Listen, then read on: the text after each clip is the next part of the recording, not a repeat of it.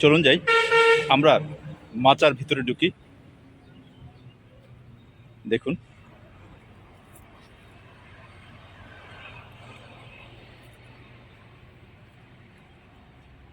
কি সুন্দর ফলন হয়েছে। এক একটা গাছে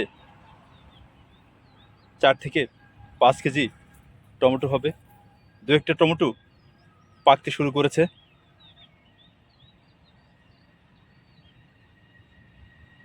এই মুহূর্তে দেশ ও দেশের বাইরে থেকে যারা আমাদের প্রতিবেদনটি দেখছেন তাদের সবাইকে প্রীতি ও শুভেচ্ছা দিয়ে আজকের প্রতিবেদনটি শুরু করছি। সম্মানিত দর্শকবৃন্দ, আমরা এখন রয়েছি ময়মনসিংহ জেলার ঈশ্বরগঞ্জ থানায়। এখানের একজন শিক্ষিত কৃষি উদ্যোক্তা জনাব হারুন ভাই টমেটো, চিচিন্দা এবং ডাঁটা শাক লাগিয়েছেন। বন্ধুরা, একটা জিনিস খেয়াল করে দেখুন, বছরের এই সময়টিতে বাংলাদেশের সব কৃষকের টমেটো প্রায় শেষের দিকে, কিন্তু জনাব হারুন ভাই তার প্রজেক্টটিতে এরকমভাবে টমেটো লাগিয়েছেন, এখনও তার জমিতে টমেটো হচ্ছে। দেখুন, এই প্রজেক্টটির টমেটো কাঁচা, কেবলমাত্র দু একটা পাকতে শুরু করেছে। ওনার আরও দু একটা প্রজেক্টটিতে টমেটো প্রায় শেষের দিকে। দেখুন, এই প্রজেক্টের টমেটোগুলো শেষ, গাছগুলো মরে গেছে। এখানে উনি মালচিংয়ের মাধ্যমে এই প্যাটার্নের মাচা করে টমেটো লাগিয়েছিলেন। ঠিক পাশেই টমেটো কেবল পাকতে শুরু করেছে। দেখুন, এখানেও জনাব হারুন ভাই এই প্যাটার্নের মাচা করে মালচিংয়ের মাধ্যমে টমেটো লাগিয়েছেন।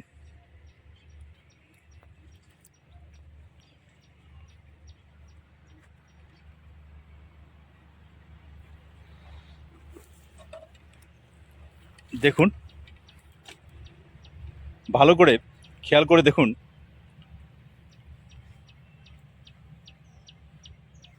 এখনও প্রচুর কাঁচা টমেটো গাছে লেগে আছে। আর ফলন হয়েছে কি পরিমাণ দেখুন।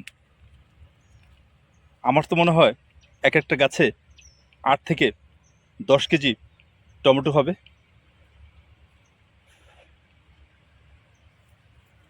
বছরের এই সময়টাতে এরকম কাঁচা টমেটো খুব একটা দেখা যায় না। চলুন যাই, সামনে ওনার আরেকটি প্রজেক্ট রয়েছে, সেই প্রজেক্টের টমেটোগুলো আমরা দেখি। বন্ধুরা, আমরা এখন কথা বলবো শিক্ষিত কৃষি উদ্যোক্তা জনাব হারুন ভাইয়ের সাথে। হারুন ভাই, আসসালামু আলাইকুম। ওয়ালাইকুম সালাম, ভালো আছেন? জি আলহামদুলিল্লাহ, আপনি কেমন আছেন? তো আপনার আসলে এত সুন্দর যে একটা প্রজেক্ট, এটা দেখে তো আসলে সত্যি খুব ভালো লাগলো। এই যে এই টাইমে তো বাংলাদেশের সব টমেটো চাষিদের টমেটো ক্ষেত মরে গেছে, ঠিক আছে, শেষ। কিন্তু আপনার দেখতেছি এখনো মানে এই প্রজেক্টটাতে এত সুন্দর টমেটো লেগে আছে, সত্যি প্রাণটা আসলে ভরে গেল। আসলে এত সুন্দর আসলে দেখিনি আসলে।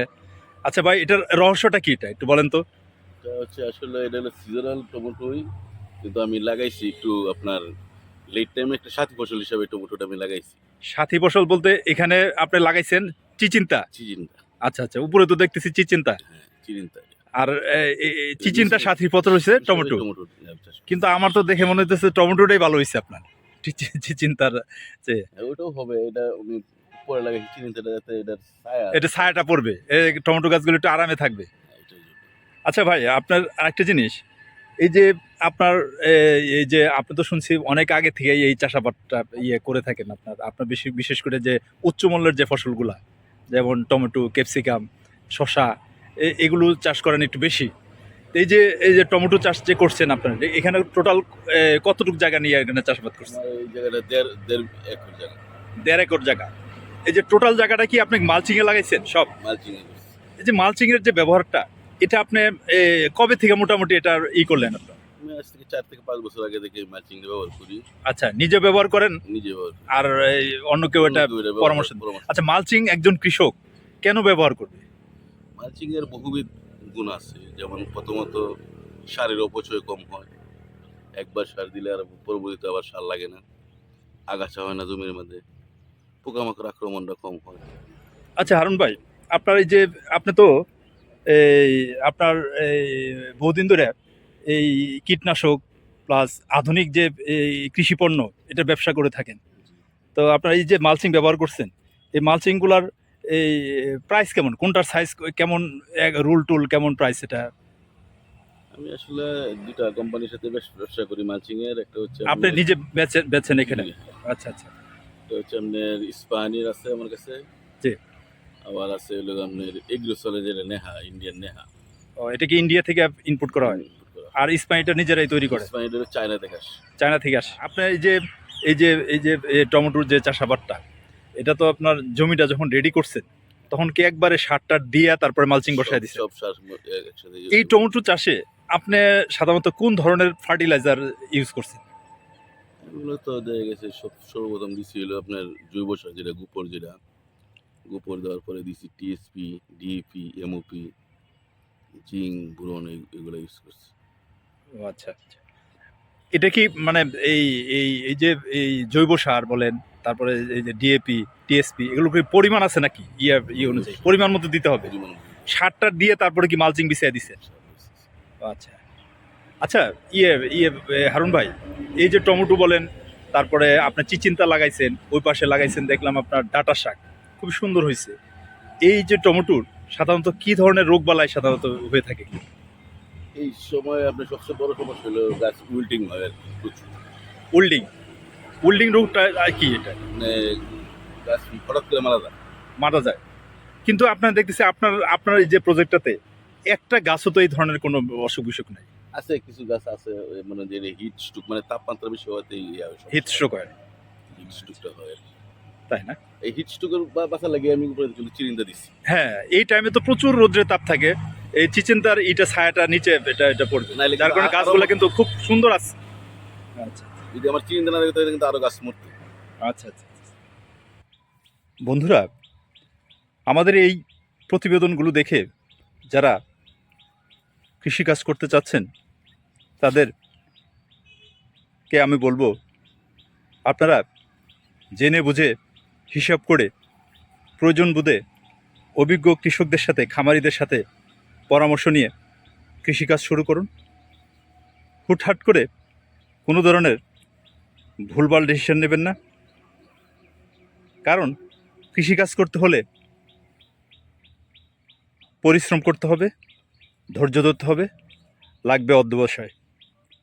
তবে আপনাদেরকে আমি একটা কথা বলতে পারি, জেনে বুঝে হিসাব করে কৃষিকাজ করলে লস হওয়ার সম্ভাবনা থাকে খুবই কম। আচ্ছা হারুন ভাই, আপনার তো আসলে এই যে টমেটো প্রজেক্টটাতে, এটা তো অসাধারণ একটা, মানে এত সুন্দর ফলন এই টাইমে, বিশেষ করে মানে আসলে সচরাচর খুব একটা দেখা যায় না।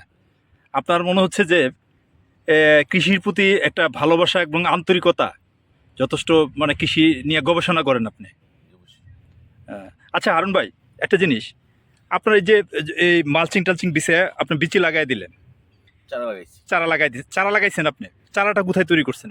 চারা আমার চারা শেড আছে, কোকোপিটে চারা তৈরি করছি। কোকোপিটে না? আচ্ছা, এই যে টমেটোটা, এটা কি জাতের টমেটো? এটা হচ্ছে আপনার এগ্রিকাস কোম্পানির সাজ না? এটা ফলন কেমন? সিজনাল তো পার গাছের 8 থেকে 10 কেজি হয়। 8 থেকে 10 কেজি না? সিজনে না? তারপরে এখন বর্তমান সময়ে কিন্তু আমার মনে হচ্ছে যে 5 থেকে 6 কেজি মাল। হ্যাঁ হ্যাঁ, প্রত্যেকটা গাছে দেখি 5-6 কেজি মাল হবেই। আচ্ছা হারুন ভাই, এই যে মনে করেন আপনি মালচিং দিয়ে বিছিয়ে দিয়ে চারা লাগাই দিলেন, যদি কোনো কারণে আপনার দেখতেছেন গাছগুলো সার প্রয়োজন, সেই ক্ষেত্রে আপনি কিভাবে সার দিবেন? আমি লিকুইড সার ইউজ করি।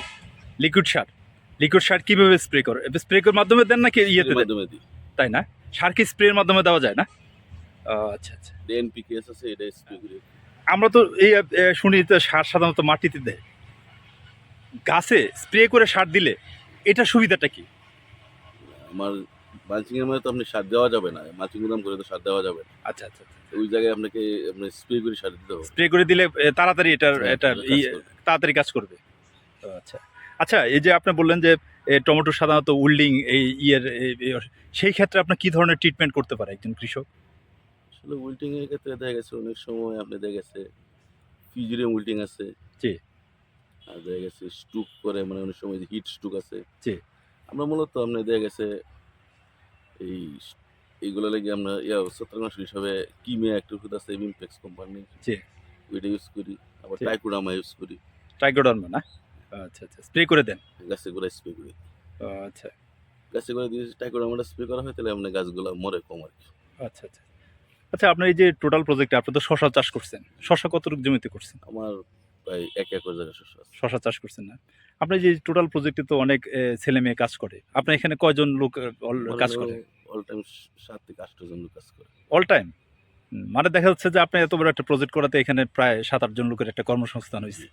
ও আচ্ছা আচ্ছা, হারুন ভাই একটা জিনিস আমাদের একটু বলেন, এই যে আপনার টোটাল যে প্রজেক্টটাতে আসলে চুলচেরা হিসাব তো আর করা যায় না সব সময়। এই টোটাল প্রজেক্টটাতে এই যে শশা বলেন, তারপরে এই যে আপনার টমেটো, তারপর ডাটা, তারপর চিচিন্তা চাষ করছেন, এই টোটাল প্রজেক্টটাতে আপনার আনুমানিক কেমন খরচ আসতে পারে কেমন? খরচ তো এটা আসলে তো অ্যাকচুয়ালি হিসাব নেই। অ্যাকচুয়ালি হিসাব তো আসলে করাও সম্ভব না আসলে টোটাল জমির মধ্যে প্রায় ৩ থেকে ৪ লক্ষ টাকার মতো খরচ হয়েছে। টোটাল প্রজেক্টটাতে। কেমন কেমন আসতে পারে আপনার? শসার তো বাজার পাই নাই এই বছর। হ্যাঁ না পাওয়াতে তারপরেও মাশাআল্লাহ আমি ১ম দিয়ে কিছু বাজার পাইয়া বেচছিলাম। আচ্ছা আচ্ছা আচ্ছা আচ্ছা আচ্ছা আচ্ছা। আমার মনে হয় যে দেখা গেছে যে টাকাটা ইনভেস্ট করছিলাম এটা আমি পাইয়া গেছি। এখন যেটা আছে আমার মার্কেটে বর্তমানে মানে আপনার জমিতে যা আছে সব আপনার প্রফিটের প্রফিটের মধ্যে আছে। প্রফিটের মধ্যে আছে। এই যে মালচিং যে আপনি এই যে ব্যবহার করছেন, এটা তো আবার মনে হচ্ছে যে আবার ইউজ করা যাবে। আমি এই মালচিংটা এই ৩ ট্রাম চলতেছে। এই মালচিং ৩ বার ইউজ করছেন? আচ্ছা, এই যে ২ বার করে ফেলছি আরেকবার। এই যে আপনার এটা তো আপনার মোটামুটি ২ একরের একটা প্রজেক্ট। ২ একরের প্রজেক্টে আপনার কি পরিমাণ মালচিং লাগছে? ৬ থেকে ৭ টা রুল লাগছে। ৭ টা রুল না? পার রুলের প্রাইস কেমন আপনার? ৬,৫০০ টাকা থেকে ৭,৫০০ টাকা পর্যন্ত। আচ্ছা, মনে করুন ৭,৫০০ টাকায় যদি ধরি, ৬-৭ ৪২, ৫০,০০০ টাকাই লাগছে। কিন্তু আপনার যদি মালচিং ব্যবহার না করতেন তাহলে কেমন নিড়ানি খরচ যাইতো? সব টোটাল মিলে লেবার-টেবার নিয়ে প্রায় ১ লাখ টাকার উপরে। ১,০০,০০০ টাকার উপরে যাইতো। কিন্তু আপনি তো আবার এই মালচিংটা ৩ বার ইউজ করতেছেন। হ্যাঁ, ৩ বার ইউজ করতেছি। মানে লং টাইম একটা বেনিফিট এটাতে আছে। ফসলের উৎপাদনও তো বেড়ে যায়। অনেক দিন গেলে এই যে আপনি মালচিং ছাড়া হইলে টমেটো গাছে মারা যাইত। ও আচ্ছা, আচ্ছা। এখন তো মরেই যেত আপনার। মালচিং এর কারণে আপনার ঠিক আছে। আ এই যে তাপমাত্রাটা মনে করেন যে সে করতেছে তো তা হারুন ভাই, নিয়ন্ত্রণ করতেছে। আপনার এই যে কৃষি প্রজেক্ট নিয়া আপনার ভবিষ্যৎ পরিকল্পনা কি? ভবিষ্যৎ পরিকল্পনা হলো এই কৃষিটা আমি চাইতেছি যে যত বেকার ছেলে মেয়ে আছে যাতে সবাই যাতে এই কৃষি করে সে স্বাবলম্বী হইতে পারে। এই চিন্তা ভাবনা করে আমি আছি। মানে এটা ছড়ায় দেওয়ার জন্য? সহায় দেওয়ার জন্য। আচ্ছা, আরেকটা জিনিস, আমাদের দেশটা তো ছোট একটা দেশ। জনসংখ্যা অনেক বেশি। তারপরে চাকরির বাজারও ছোট। অনেক শিক্ষিত ছেলেমেয়েরা এখন কৃষিকাজ করতে চাচ্ছে। কৃষিতে মানে তাদের কেরিয়ার গড়তে চাচ্ছে। তাদের উদ্দেশ্যে কিছু একটা বলেন। আমার কথা হলো শিক্ষিত কোনো ছেলে যদি কৃষি করতে চায়, আপনার মাধ্যমে আমার নাম্বারটা ওদেরকে দিয়ে দিবেন। ওরা যদি যে কোনো পরামর্শের জন্য আসে আমার কাছে ফোন করলে আমি তাদেরকে একটা সঠিক পরামর্শ দিব। যে সে আচ্ছা, কৃষি করে তার ক্যারিয়ারটা সে ডেভেলপ করতে পারে। আচ্ছা, আচ্ছা, আচ্ছা, আচ্ছা। আচ্ছা, তাহলে তাহলে এই আর আপনার নাম্বারটা একটু কাইন্ডলি একটু আমাদের যদি আমার কিছু না নাম্বার মনে করেন দিয়ে দেন। আমার নাম্বার হচ্ছে 01712422578। আশা রাখি আপনার হাত ধরে এই এলাকার নতুন নতুন উদ্যোক্তা তৈরি হোক। তো ইয়ে এই আপনার মূল্যবান সময় আমাদেরকে দেওয়ার জন্য আপনাকে অসংখ্য ধন্যবাদ। সম্মানিত দর্শকবৃন্দ, এতক্ষণ ধৈর্য ধরে আমাদের সাথে থাকার জন্য আপনাদেরকে অসংখ্য ধন্যবাদ। বন্ধুরা, এরকম তথ্যমূলক ভিডিও পেতে আমাদের চ্যানেলটিকে সাবস্ক্রাইব করে রাখুন। আজ এখানেই শেষ করছি। আবার দেখা হবে অন্য নতুন পর্বে। ততক্ষণ আপনারা ভালো থাকুন, সুস্থ থাকুন, নিরাপদে থাকুন।